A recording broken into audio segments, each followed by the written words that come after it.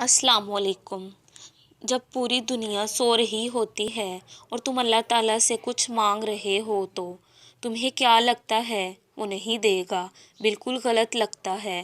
اللہ تعالیٰ تو انتظار میں ہے کہ کب مجھ سے میرا بندہ کچھ مانگے اور میں اسے دوں۔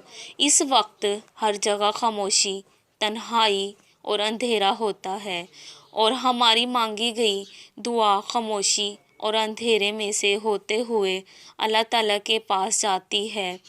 اور پھر جب اس وقت کوئی اللہ کے سامنے اپنی پریشانی رکھتا ہے تو اللہ تعالیٰ تو اسے دور کرنے میں ذرا دیر نہیں لگاتے۔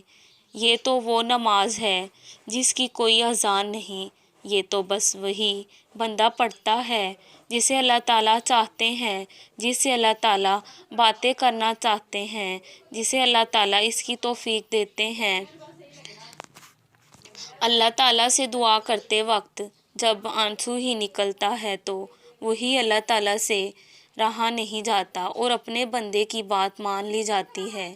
کسی انسان کے سامنے آنسو بہائے جائیں تو وہ بھی پگھل جاتا ہے، تو یہ تو پھر اللہ تعالیٰ ہے جو سب کے مالک ہیں، وہ کیسے گوارا کر لیں گے کہ میرا بندہ میرے سے مانگ رہا ہے اور میں اسے نہ دوں۔